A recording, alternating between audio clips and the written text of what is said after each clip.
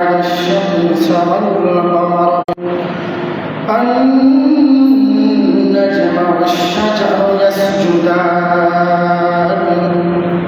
وفضل زمانا على زمان كما فضل مكانا على مكان الذي أرسله بالحق بشيرا ونذيرا وداعيا إلى الله بإذنه وسراجا منيرا. قال الله تعالى في القرآن الكريم: أعوذ بالله من الشيطان الرجيم. بسم الله الرحمن الرحيم. يا أيها الذين آمنوا ادخلوا في السلم كافة ولا تتبعوا خطوات الشيطان إنه لكم عدو مبين. صدق الله العظيم وصدق رسوله النبي الحبيب الكريم. في شان حبيبه مخبرا وآمرا: إن الله وملائكته يصلون على النبي يا أيها الذين آمنوا صلوا عليه وسلموا تسليما. صلى الله على سيدنا محمد وآله وصحبه. صلى الله على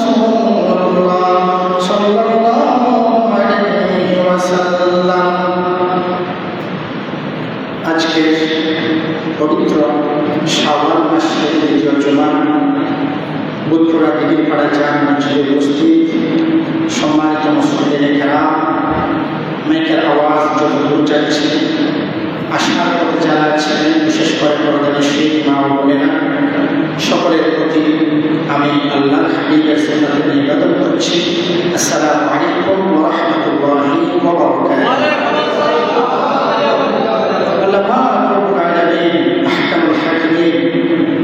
তারা অসংখ্য অগণিত লক্ষ কোটি বান্দা থেকে বাছাই করে করে আজকে সাইয়্যিদুল আইয়াম ইয়াউমুল জুমআ পবিত্র জুমাকে সবার আগে আমাদেরকে মসজিদে আসা বসার তৌফিক দিয়েছেন। সেই মহান রব্বুল আলামিনের দরবারে শুকরিয়াকে মহব্বতে একবার করে আলহামদুলিল্লাহ। সাথে সাথে লক্ষ কোটি দরুদ সালাম পেশ করছি দু জাহানের বাদশা নবী রাহমাতাল লিল আলামিন নবী, যার উসিলায় আমরা পবিত্র মাহে রমজান মুবারক পেয়েছি, পবিত্র শাওয়াল মাস পেয়েছি, জুমার নামাজ পেয়েছি। ওই হাবিবে কিবরিয়া যিনি দুনিয়াতে এসেছেন, উম্মতি উম্মতি বলে দুনিয়া থেকে গেছেন, কিয়ামতের কঠিন ময়দানে উম্মতি উম্মতি বলে হাসরের ময়দানে উম্মতের জন্য নিবেদিত থাকবেন। সেই রাহমাতাল লিল আলামিনের দরবারে লক্ষ কোটি দরুদ সালাম পেশ করছি। আল্লাহ পাক রব্বুল আলামিন যেন কবুল করেন, প্রত্যেকে করুন আমিন। সম্মানিত মুসলিম কেরাম, আমি আপনাদের সম্মুখে পবিত্র কুরআন থেকে সূরাতুল বাকারার আয়াতে কারিমা তেলাওয়াত করেছি। সেই আয়াতে কারিমায় আল্লাহ পাক রব্বুল আলামিন আহকামুল হাকিমিন বলেন, বিসমিল্লাহির রহমানির রহিম, ইয়া আইয়ুহাল্লাযীনা আমানু দুখুলু ফিস-সিলমি কাফা। আল্লাহ পাক রব্বুল আলামিন ঈমানদারদেরকে উদ্দেশ্য করে বললেন, হে ঈমানদারগণ, ঈমানদার কারা? যারা আল্লাহ ও তার রাসূলের প্রতি সাতটা বিষয়ের প্রতি পরিপূর্ণ বিশ্বাস রেখেছে, ঈমান এনেছে, তারাই হচ্ছে ঈমানদার। আল্লাহ বলেন, তোমরা তো সব কিছু বিশ্বাস করে ঈমান গ্রহণ করেছ, যেহেতু তোমরা ঈমান গ্রহণ করেছ, তোমাদেরকে আমি আল্লাহ ঈমানদার বলে ডাকলাম। হে ঈমানদারগণ, উদখুলু, তোমরা প্রবেশ করো, দাখিল হও, প্রবেশ করো, ইয়া বারিকানা, কোথায় প্রবেশ করো? আল্লাহ পাক রব্বুল আলামিন বলেন, ফিস-সিলমি, ইসলামে প্রবেশ করো। কিভাবে প্রবেশ করব? আল্লাহ পাক রব্বুল আলামিন বলেন, কাফা, পরিপূর্ণরূপে তোমরা ইসলামে প্রবেশ করো। জোরে বলুন সুবহানাল্লাহ। আল্লাহ পাক রব্বুল আলামিন বলেন, হে ঈমানদারগণ, তোমরা ইসলামে প্রবেশ করো, পরিপূর্ণরূপে প্রবেশ করো। শুধু প্রবেশ করতে হবে না, পাঁচটি বিষয়ের উপর ইসলাম, এই পাঁচটি বিষয়কে যথাযথ পালন করার নামই হচ্ছে ইসলাম। ইসলামের মূল স্তম্ভ হচ্ছে পাঁচটি। ইসলামের মূল স্তম্ভ কয়টি? প্রথম নম্বর হচ্ছে নামাজ, প্রথম নম্বর হচ্ছে ঈমান, এক নম্বরে ঈমান। আমরা যেহেতু ঈমান এনেছি, আল্লাহ আমাদেরকে ঈমানদার বলে ডাক দিয়েছেন, সেহেতু ঈমান আছে। এখন হিসাব হবে নামাজের। কোনো মুশরিক যদি সারা জিন্দেগি নামাজ পড়ে কোনো কাজে আসবে না। নামাজ আসছে কাদের জন্য? ইমানদারের জন্য। যার মধ্যে ইমান আছে তার জন্য নামাজ। এই জন্য ইমানকে, ইমান হচ্ছে রাসূল পাক সাল্লাল্লাহু আলাইহি ওয়াসাল্লাম, তিনি হচ্ছেন ইমান। তাকে বিশ্বাস করার মতো যে করেছে, মারার মতো যে নেমেছে, সে হচ্ছে ইমানদার। এই জন্য শুধু নামাজ পড়লে হবে না, ইমান থাকতে হবে। ইমান হচ্ছে রাসূল পাক সাল্লাল্লাহু আলাইহি ওয়াসাল্লাম। এই জন্য নামাজ এটা আমাদের জন্য অত্যন্ত গুরুত্বপূর্ণ। আল্লাহর হাবিব সাল্লাল্লাহু আলাইহি ওয়াসাল্লাম হায়াতে জিন্দেগির মধ্যে আমাদের উপর নামাজ কয় ওয়াক্ত ফরজ? 5 ওয়াক্ত। আমাদের উপর নামাজ ফরজ হচ্ছে 5 ওয়াক্ত, কিন্তু আল্লাহর হাবিব সাল্লাল্লাহু আলাইহি ওয়াসাল্লামের উপর ফরজ ছিল 6 ওয়াক্ত। অর্থাৎ তাহাজ্জুদের নামাজ যেটা আমরা পড়ি সুন্নাত, এটা কিন্তু আল্লাহর হাবিবের উপর ফরজ ছিল। এই জন্য আল্লাহর হাবিবের জন্য নামাজ ফরজ ছিল 6 ওয়াক্ত। তিনি হচ্ছেন আল্লাহর মাহবুব, কিন্তু তিনি কখনো নামাজ ছেড়ে দেন নাই। এমনকি তিনি তার পরিবার পরিজনের মাধ্যমে কিয়ামতের কারবালার ময়দানে আমাদেরকে নামাজের শিক্ষা দিয়েছেন। আল্লাহর হাবিব সাল্লাল্লাহু আলাইহি ওয়াসাল্লাম বিদায় হজ্জের মাসে যেদিন দিয়েছেন, সেদিনও বলেছেন, উম্মত তোমরা কখনো নামাজ ছেড়ো না। নামাজ এটা অত্যন্ত গুরুত্বপূর্ণ। আল্লাহ পাক রব্বুল আলামিন পবিত্র কোরআনে 82 বার নামাজের কথা বলেছেন। এই জন্য ইমানদারের জন্য নামাজ হচ্ছে ফরজ। তাহলে এরপর আসুন নামাজ কিভাবে পড়তে হবে।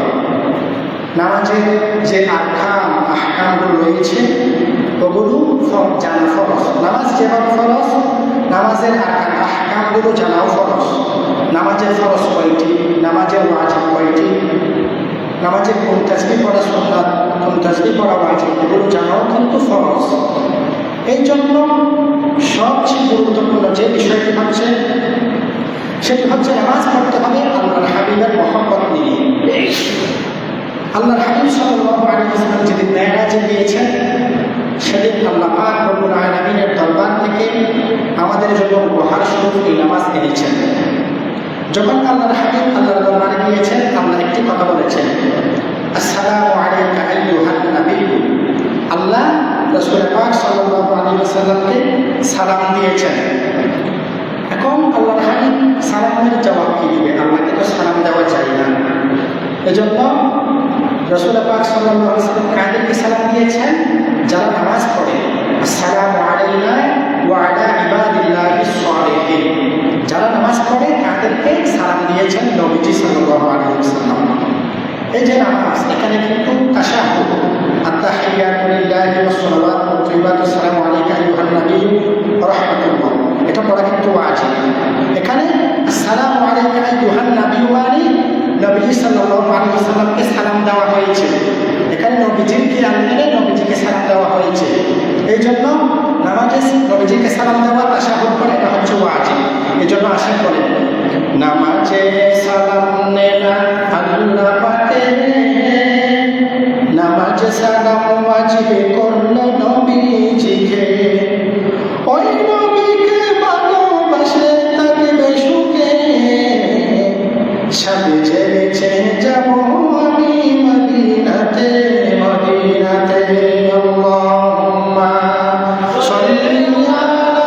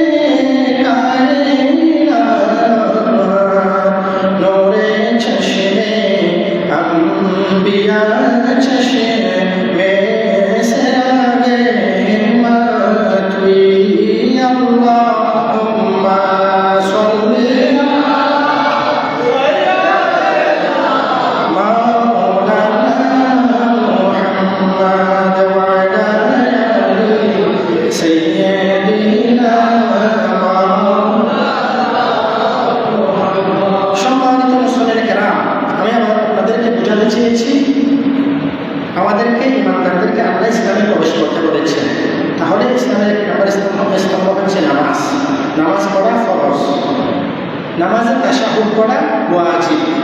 এই তাশাহুদের মধ্যে সালাম দেওয়া হয়েছে রাসূল পাক সাল্লাল্লাহু আলাইহি ওয়াসাল্লামকে। এই জন্য নবীজি সাল্লাল্লাহু আলাইহি ওয়াসাল্লামকে সালাম দেওয়া এটা হচ্ছে ওয়াজিব। নামাজ এটা অত্যন্ত গুরুত্বপূর্ণ। যারা নামাজ ইচ্ছাকৃতভাবে ছেড়ে দেয় তাদের জন্য আল্লাহ পাক রব্বুল আলামিন অনেক শাস্তির ব্যবস্থা করে রেখেছেন। যেহেতু রাসূল পাক সাল্লাল্লাহু আলাইহি ওয়াসাল্লাম আমাদের বারবার নামাজের তাগিদ দিয়েছেন, এই জন্য নবীজির কথা শোনা আমাদের জন্য ফরজ। নবীজির কথা যারা শোনে, নবীজির দুরূদ যারা পড়ে, নবীজির সাথে যারা লাগে তারা দামি হয়ে যায়। তাদের কলব যদি মরে যায়, মরা কলব জিন্দা হয়ে যায় একমাত্র নবীজির সাথে লাগানোর কারণে। সুবহানাল্লাহ। আর কেউ যদি নবীজির প্রতি দুশ্মনী বিদ্বেষ পোষণ করে, সে যদি অনেক পয়সা বলা হয়, অনেক এলম বলা হয়, খারাপ বলা হয়, এরপরেও তার কলব মরে যায়। সে ইবাদত করে শান্তি পায় না, নামাজ পড়ে শান্তি পায় না। এমনি নামাজ পড়তে পড়তে কপালে কারো দাগ ফেলে দিবে, কিন্তু কোনো কাজ আসবে না। এই জন্য নবী সাল্লাল্লাহু আলাইহি ওয়াসাল্লামের সাথে লেগে শুধু মানুষ নয়, খেজুর গাছও দামি হয়ে যায়। চলে বলুন সুবহানাল্লাহ। সম্মানিত মুসলিম কারাম, সম্মানিত হাজিরিন, আল্লাহ পাক রব্বুল আলামিনের হাবিব মক্কার জমিনে তাশরীফ এনেছেন। মক্কাবাসীরা তায়েফের ময়দানে অনেক কষ্ট দিয়েছেন। দিন ইসলাম প্রচার করতে গিয়ে, নামাজের কথা প্রচার করতে গিয়ে আল্লাহর হাবিব সাল্লাল্লাহু আলাইহি ওয়াসাল্লাম অনেক কষ্ট সহ্য করেছেন। তায়েফের ময়দানে যুবকরা আল্লাহর হাবিবকে পাথর মেরে মেরে রক্তাক্ত করেছিল। এই কষ্ট আল্লাহর সহ্য হয় নাই। যেহেতু আল্লাহর মাহবুব নবীকে কষ্ট দিচ্ছে, সেহেতু আল্লাহ পাক রব্বুল আলামিন আহকামুল হাকিমিন হুকুম দিয়েছেন, ওগো হাবিব, মক্কাবাসীরা আপনাকে অনেক বেশি কষ্ট দিচ্ছে। আমি দেখতেছি আপনাকে যেহেতু কষ্ট দিচ্ছে, আপনি জিবরাইলকে পাঠানো, হে জিবরাইল তুমি গিয়ে জিজ্ঞেস করে আসো যারা আমার হাবিবকে কষ্ট দিচ্ছে আমি তাদেরকে পাহাড় চাপা দিয়ে ধ্বংস করে দেব কিনা। রাহমাতাল লিল আলামিন নবী বলেন, হে জিবরাইল, আল্লাহ যদি তাদেরকে ধ্বংস করে দেন, আমি দ্বীন ইসলামের দাওয়াত কার কাছে দিব? এই জন্য তাদের হেদায়েতের জন্য দোয়া করি, ধ্বংস নয়। এবারে আল্লাহ হুকুম করলেন, হে হাবিব, মক্কাবাসীরা আপনাকে কষ্ট দিচ্ছে, ওই কষ্ট আমার সহ্য হচ্ছে না। ইয়া রাসূলুল্লাহ, ইয়া হাবিব আল্লাহ, যদি আপনার কষ্ট হয়, আপনি আপনার এই মাতৃভূমি জন্মভূমি ছেড়ে মদিনাতে হিজরত করেন। জোরে বলুন সুবহানাল্লাহ। ওই সময় মদিনার নাম ছিল ইয়াসরিব, নিকৃষ্ট জায়গা ছিল। আল্লাহর হাবিব সাল্লাল্লাহু আলাইহি ওয়াসাল্লাম সিদ্দিক আকবরকে সাথে নিয়ে মদিনায় হিজরত করলেন। মদিনায় যাওয়ার পর আল্লাহর হাবিব জুমার দিন যখন আসলো, খুতবা দিতেন একটা খেজুর গাছের সাথে দাঁড়িয়ে। কি গাছ? খেজুর গাছ। খেজুর গাছ কিন্তু কথা বলতে পারে না। খেজুর গাছের সাথে দাঁড়িয়ে খুতবা দিতেন। দাঁড়িয়ে খুতবা দিতে দিতে একদিন মদিনার এক আনসারী নারী আল্লাহর হাবিবকে বললেন, ইয়া রাসূলুল্লাহ, নবীজি, আপনি খেজুর গাছের মধ্যে দাঁড়িয়ে দাঁড়িয়ে খুতবা দিচ্ছেন, আপনি যদি ইজাজত দেন, আপনি যদি অনুমতি দেন, আমরা আপনার জন্য একটা মিম্বার তৈরি করতে চাই। জোরে বলুন সুবহানাল্লাহ। আল্লাহর হাবিব সাল্লাল্লাহু আলাইহি ওয়াসাল্লাম বললেন, তখন কিন্তু মহিলারা মসজিদে যাওয়া জায়েজ ছিল। মহিলারা মসজিদে যাওয়া না জায়েজ হয়েছে ফারুক আজমের শাসনামল থেকে, অর্থাৎ ইসলামের দ্বিতীয় খলিফা ফারুক আজমের শাসনামল থেকে মহিলারা মসজিদে যাওয়া না জায়েজ। এর আগে যেতে পারত। তো মহিলারা সাহাবী, নারী তিনি বলতেছেন, ইয়া রাসূলুল্লাহ, আপনার জন্য একটা মিম্বার তৈরি করতে চাই। অর্থাৎ মদিনার স্থানীয় মুহাজির নয়, মুহাজির হচ্ছে যারা মক্কা থেকে মদিনাতে হিজরত করে এসেছে, আনসারী নারী। তখন আল্লাহর হাবিব সাল্লাল্লাহু আলাইহি ওয়াসাল্লাম বললেন, তোমরা যেহেতু বলতেছো সাহাবায়ে-কেরামের সাথে পরামর্শ করো, মনে রাখবেন একটা কথা, পরামর্শ করা এটা আল্লাহর হাবিবের সুন্নাত। এই জন্য কোনো একটা কাজে পরামর্শ করাটা হচ্ছে অত্যন্ত গুরুত্বপূর্ণ। হয়তো একটি গরিব ব্যক্তি আপনাকে আর্থিকভাবে টাকা দিয়ে সাহায্য করতে পারবে না, সে একটা গুরুত্বপূর্ণ হওয়ার কারণে আপনাদের উপকৃত হতে পারে, হয়তো সে আপনাকে শারীরিকভাবে সাহায্য করবে। এই জন্য যে কোনো কাজে পরামর্শ করা ওটা আল্লাহর হাবিবের সুন্নাত। জয় বলুন সুবহানাল্লাহ। আল্লাহ আমাদের আমল করার তৌফিক দান করুন, আমিন। পরামর্শ করলেন সমস্ত সাহাবায়ে-কেরাম। সমস্ত সাহাবায়ে-কেরাম পরামর্শ করলেন, পরামর্শ করে বললেন, ইয়া রাসূলুল্লাহ, নবীজি, আমরা পরামর্শ করেছি আপনার জন্য একটা মিম্বার তৈরি করতে চাচ্ছি। বলে সবাই মত দিয়েছে কিনা, সবাই একমত কিনা? সাহাবী বলে, ইয়া রাসূলুল্লাহ, সবাই একমত। একমত যদি হয় তাহলে মিম্বার তৈরি করো। মিম্বার তৈরি করেছেন, মিম্বারের কাজ সম্পূর্ণ হয়েছে। যেদিন মিম্বারের কাজ সম্পূর্ণ হয়েছে, ওই দিন আল্লাহর হাবিব মিম্বারের মধ্যে উঠেছেন, উঠে খুতবা দিচ্ছেন। খুতবা দেওয়ার মাঝখানে প্রত্যেকে যেন কান্নার আওয়াজ আসতেছে, জুড়ে বলুন সুবহানাল্লাহ। খুতবা থামিয়ে দিলেন। কোথায় থেকে কান্নার আওয়াজ আসতেছে দেখতে লাগলেন। কোন সাহাবায়ে-কেরাম বলেন, কান্নার আওয়াজটি এমন ছিল, মদিনা শরীফে যে সমস্ত উট ছিল, উটগুলো যখন গর্ভবতী হতো তারা অনেক কান্না করত। কান্নাটা গর্ভবতী উটের মতো লাগছিল। কোন সাহাবায়ে-কেরাম বলেন, এটা শিশুর কান্নার আওয়াজের মতো লাগছে। এবার দেখতে লাগলেন। দেখতে দেখতে দেখতেছেন যে ওই খেজুর গাছ, যে খেজুর গাছের সাথে এতদিন আল্লাহর হাবিব খুতবা দিতেন, ওই খেজুর গাছ কান্না করতেছে, জুড়ে বলুন সুবহানাল্লাহ। আমার নবী রাহমাতাল লিল আলামিন, নবী তো সবার ভাষা বুঝে, গাছের ভাষাও বুঝে, মাছের ভাষাও বুঝে, পানির ভাষাও বুঝে। আল্লাহর হাবিব বলতেছে, ও খেজুর গাছ, তুমি কেন কান্না করতেছো? খেজুর গাছ বলে, ইয়া রাসূলুল্লাহ, ইয়া হাবিবাল্লাহ, নবীজি, এতদিন যাবত আপনি আমার উপর খুতবা দিতেন, আমার মাঝে দাঁড়িয়ে খুতবা দিতেন, কিন্তু এখন আমি আপনি নবীর স্পর্শ আর পাচ্ছি না। আপনি নবীর সুহবত থেকে বঞ্চিত হয়ে গিয়েছি, আমার অনেক কষ্ট লাগতেছে। এরপর আল্লাহর হাবিব সাল্লাল্লাহু আলাইহি ওয়াসাল্লাম সমস্ত সাহাবায়ে-কেরামকে বলতে লাগলেন, ও আমার সাহাবী, কান্না করতেছে এই খেজুর গাছ, যে খেজুর গাছের সাথে তাদের খুতবা দিতাম, যেহেতু আমি এখন খুতবা দিচ্ছি না, ওই খেজুর গাছ আমি নবীর প্রেমে কান্না করতেছে, জোরে বলুন সুবহানাল্লাহ। এই জন্য নবীজির মহব্বত যাদের মধ্যে থাকে তাদের আমল কম হতে পারে, কিন্তু অল্প আমল যদি থাকে, ইমান যদি শক্ত থাকে, আল্লাহর হাবিবের মহব্বত যদি অন্তরে থাকে, তাহলে সামান্য আমলের কারণে আল্লাহ হয়তো নাজাত দিতে পারেন, জোরে বলুন সুবহানাল্লাহ। একমাত্র রাহমাতুল লিল আলামিন নবীজির খাতিরে আল্লাহ আমাদের বোঝার তৌফিক দান করুন, আমিন। তাহলে নামাজ পড়তে হবে কার মহব্বতে? নবীজির মহব্বতে। ইবাদত কার? আল্লাহ। আল্লাহ আমাদের বোঝার তৌফিক দান করুন, আমিন। যেহেতু আমাদেরকে নামাজ দিয়েছেন, এই নামাজ অবশ্যই আদায় করতে হবে। আর যারা নামাজ আদায় করবে না, তাদের জন্য দুনিয়াতেও শাস্তি, আখিরাতেও শাস্তি। দুনিয়ার মধ্যে 6টি শাস্তির কথা কোরআন এবং হাদিসে এসেছে। তন্মধ্যে 1 নম্বর শাস্তি হচ্ছে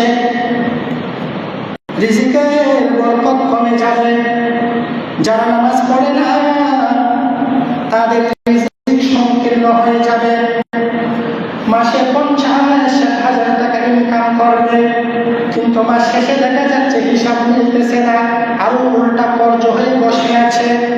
আর ইমাম সাহেব, খলিফ সাহেব অল্প বেতনের টাকায় চাকরি করে, 5-10 হাজার টাকা, কিন্তু মাস শেষে সব কিছু ঠিক আছে। কারণ কি? তারা 5 ওয়াক্ত নামাজের মুসল্লাতে থাকে। আর যারা নামাজ পড়ে না, তাদের রিজিক আল্লাহ পাক রব্বুল আলামিন সংকীর্ণ করে দেন, কমিয়ে দেন। জোরে বলুন নাউযুবিল্লাহ। এ ব্যাপারে আল্লাহ পাক রব্বুল আলামিন পবিত্র কোরআনে বলেন, বিসমিল্লাহির রহমানির রহিম, ওয়া মান আরাদা আন যিকরি ফাইন্না লাহু মাঈশাতান দানকা। আর যে আমার স্মরণ থেকে, যিকরি আমার নামাজ থেকে মুখ ফিরিয়ে নিয়েছে, আমার নামাজ থেকে মুখ ফিরিয়ে নিয়েছে, ফাইন্না লাহু মাঈশাতান দানকা, তাহলে অবশ্যই তার জীবন হবে কষ্টকর। জোরে বলুন নাউযুবিল্লাহ। দুনিয়াতে একটি শাস্তি দিবেন, সেটা হচ্ছে 6টি শাস্তি। এর মধ্যে 1 নম্বর হচ্ছে রিজিক কমে যাবে। 2 নম্বর শাস্তি হচ্ছে চেহারা থেকে নূর ঝরে যাবে। এই জন্য দেখবেন যারা নামাজ পড়ে মানুষগুলো কালো হতে পারে, কিন্তু তাদের চেহারা চমকায়, নূরে চমকায়। আর যারা নামাজ পড়ে না অনেক সুন্দর, কিন্তু তাদের চেহারায় নূর থাকে না। তাদের চেহারায় নূর থাকবে যারা নবীজিকে নূর মেনে নামাজ পড়ে, তাদের চেহারায় নূর থাকবে। জোরে বলুন সুবহানাল্লাহ। এই জন্য দ্বিতীয় নম্বর শাস্তি হচ্ছে বেনামাজি মুখের নূর চলে যায়, চেহারা নূর চলে যায়। সবাই সংক্ষেপ, এই জন্য সংক্ষেপে বলে দিচ্ছি। 3 নম্বর শাস্তি হচ্ছে তারা অনেক আমল করবে, তারা দান সৎকার করবে, মাঝে মধ্যে নামাজ পড়তে আসবে, মাঝে মধ্যে আসবে না, কিন্তু তারা যতই আমল করুক, নামাজ যেহেতু পড়ে না, যেহেতু ইসলামের প্রথম স্তম্ভ, সেহেতু তাদের কোনো আমল আল্লাহর দরবারে কবুল হবে না। কারণ আমি যদি আল্লাহর দরবারে পৌঁছতে চাই, প্রথমে 1 নাম্বারটা আদায় করতে হবে। প্রথমে নামাজ, এরপর রোজা, এরপর হজ, এরপর যাকাত। এই জন্য 3 নম্বর শাস্তি হচ্ছে দুনিয়াতে কোনো এক আমল আল্লাহর দরবারে কবুল হবে না। 4 নম্বর শাস্তি হচ্ছে সে বিপদে পড়েছে, অসুবিধায় পড়েছে, আল্লাহর দরবারে দোয়া করতেছে, দোয়া কবুল হবে না। 4 নম্বর শাস্তি হচ্ছে তার কোনো দোয়া আল্লাহর দরবারে কবুল হবে না। 5 নম্বর শাস্তি হচ্ছে মৃত্যুর সময় অপমানজনক মৃত্যু হবে। জোরে বলুন নাউযুবিল্লাহ। আল্লাহ আমাদের হেফাজত করুক, আমিন বলেন। মৃত্যুর সময় অপমানজনক মৃত্যু হবে। অপমানজনক মানে যে পেশাব পায়খানা করে আত্মীয় স্বজন কাছে আসবে না, এভাবে অপমানজনক মৃত্যু হবে। আল্লাহ আমাদেরকে হেফাজত করুক, জোরে বলুন আমিন। 6 নম্বর, এটা শেষ দুনিয়ার শাস্তির মধ্যে, তারা সবসময় বিপদ আপদে থাকবে, সবসময় বিপদ পিছনে লেগেই থাকবে, দুশ্চিন্তা পিছনে লেগেই থাকবে। যতই তাকে কাম করুক, সংসারে যত সুন্দর গাড়ি বাড়ি থাকুক, কোনো কাজে আসবে না। সবসময় বিপদ দুশ্চিন্তা পিছনে লেগেই থাকবে। জোরে বলুন নাউযুবিল্লাহ। আল্লাহ আমাদেরকে হেফাজত করুক, জোরে বলুন আমিন। তাহলে নামাজ একটা অত্যন্ত গুরুত্বপূর্ণ বিষয়। দুনিয়াতে এই শাস্তি, এই 6টি শাস্তি দিবেন। কিয়ামতের জন্য আরো 9টি শাস্তি আছে। কিয়ামতের ময়দানে অর্থাৎ আখিরাতে। আমরা দুনিয়াতে এসেছি, কুল্লু নাফসিন যায়িকাতুল মাউত, প্রত্যেকেই চলে যাব, মৃত্যুর স্বাদ গ্রহণ করতে হবে, আমরা সবাই জানি। তাহলে চলে যাব সেটা নিশ্চিত। আখিরাতের ময়দানে আল্লাহ পাক রব্বুল আলামিন আরো অসংখ্য শাস্তির ব্যবস্থা করে রেখেছেন। আখিরাতের ময়দানে 1 নম্বর শাস্তির মধ্যে হচ্ছে আত্মীয় স্বজন যখন কবরে দিয়ে 40 কদম চলে যাবে, তখন কবরবাসী বেনামাজির কবরের মধ্যে, কবর অন্ধকার হয়ে যাবে, সে কিছুই দেখবে না, কবরের ছাপ পড়বে, কবর সংকীর্ণ হয়ে যাবে, ছোট হয়ে যাবে, নড়াচড়া করতে পারবে না, অন্ধকার হয়ে যাবে, কিছুই দেখবে না। এটা হচ্ছে আখিরাতের 1 নম্বর শাস্তি, কবরে। 2 নম্বর শাস্তির মধ্যে হচ্ছে নামাজহীন ব্যক্তি কবরে আরো এর চেয়ে ভয়াবহ শাস্তি ভোগ করতে হবে। হাসর কিয়ামত অনেক দূরে, এগুলো হচ্ছে কবরের শাস্তি। 1 নম্বর শাস্তি হচ্ছে কবর অন্ধকার হয়ে যাবে, সংকীর্ণ হয়ে যাবে। 2 নম্বর শাস্তির মধ্যে হচ্ছে এর চেয়ে ভয়াবহ শাস্তি হবে।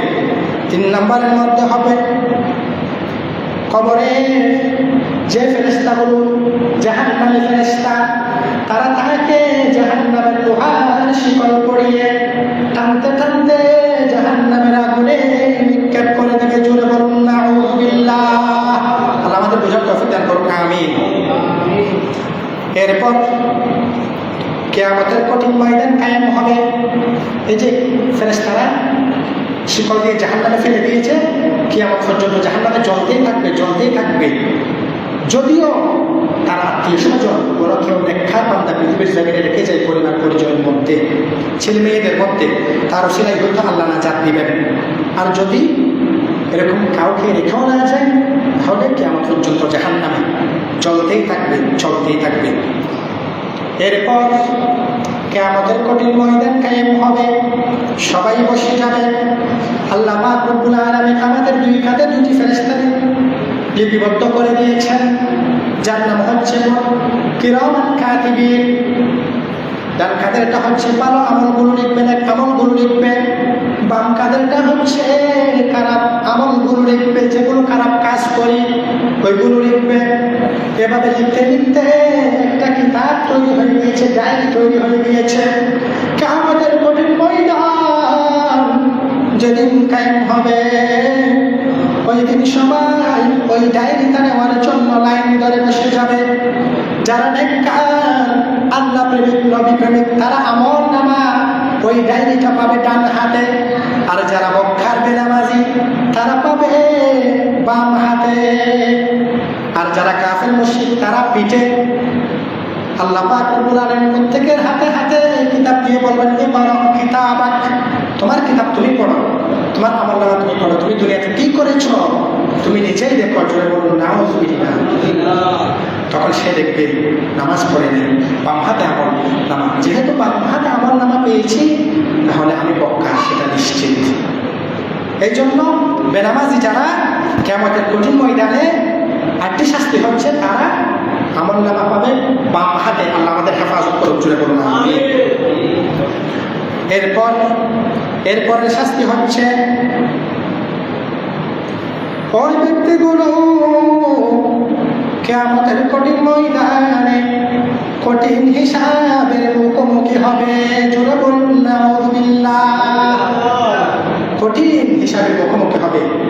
আপনাকে যদি একজন মানুষ 10টা টাকা দেয়, আপনাকে 10টা টাকা দিয়ে যদি বলে এই টাকার হিসাব আগামীকাল নিব, আগামীকাল দেওয়ার জন্য আপনি এসেছেন, তখন কি করেছে, একটা সোনার উপর যদি একটা টাকা দিয়ে আপনাকে ওখানে দাঁড় করিয়ে যদি বলে আপনি 10 টাকার হিসাব দেন, বলবেন আমি 1 টাকা দিয়ে চকলেট কিনে দিয়েছি, 1 টাকা ওখানে খরচ করেছি, 1 টাকা ওখানে খরচ করেছি।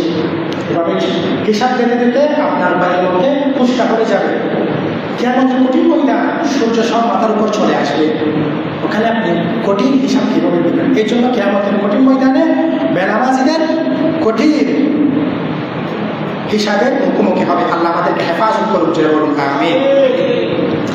এরপরের শাস্তি হচ্ছে, আমলনামা পড়ার পর আমরা সকলেই জানি যারা নেককার তারা ফুলসিরাত পার হবে। সবাই ফুলসিরাত পার হবে, সবাইকে হতে হবে। এটা কেমন? এটা চুলের চেয়ে চিকন। কল্পনা করে দেখেন কেমন এটা করেছি এরা কিনা। আল্লাহু আকবার, এত কঠিন। যারা নেককার তারা বিজলি গতিতে আর বিদ্যুৎ সংখ্যায় যেরকম দ্রুত পার হয়ে যাবে, আর যারা বেনামাজি তারা পার হতে পারবে না, তারা অর্ধেক গিয়ে সিরে জাহান্নামে নিক্ষিপ্ত হয়ে যাবে। জোরে বলুন নাউযুবিল্লাহ। আল্লাহ আমাদেরকে হেফাজত করুন, আমিন বলেন। এরপরে শাস্তি হচ্ছে, এরপর হচ্ছে হাউজে কাউসার।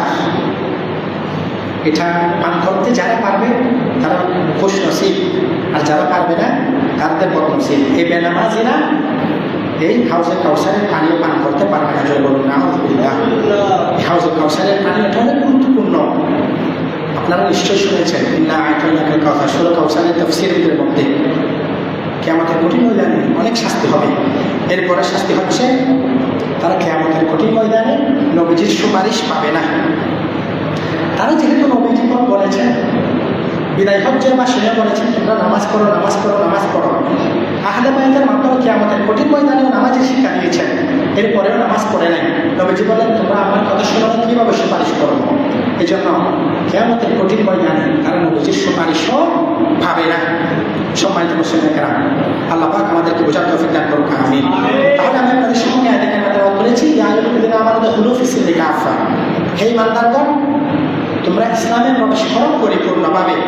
পরিপূর্ণভাবে বলতে নামাজ, রোজা, হজ, যাকাত সবগুলো মেনে চলো। এরপর ওয়ালা তাত্তাবিউ খুতুওয়াতিশ শাইতান, তোমরা শয়তানের ইত্তেবা অনুসরণ করিও না, শয়তানের অনুসরণ করিও না। এরপর ইন্নাহু লাকুম আদুউউম মুবিন, নিশ্চয় শয়তান হচ্ছে তোমাদের প্রকাশ্য শত্রু, শয়তান থেকে বেঁচে থাকবা, নামাজগুলো পড়বা। আল্লাহ পাক রব্বুল আলামিন আমাদেরকে শুনে বুঝে আমল করার তৌফিক দান করুন, আমিন সুম্মা আমিন। ওয়া আখিরু দাওয়ানা আনিল হামদুলিল্লাহি রাব্বিল আলামিন। আসসালামু আলাইকুম ওয়া রাহমাতুল্লাহি ওয়া বারাকাতুহু। যারা সুন্নাত আদায় করেননি, যারা সুন্নাত আদায় করেন।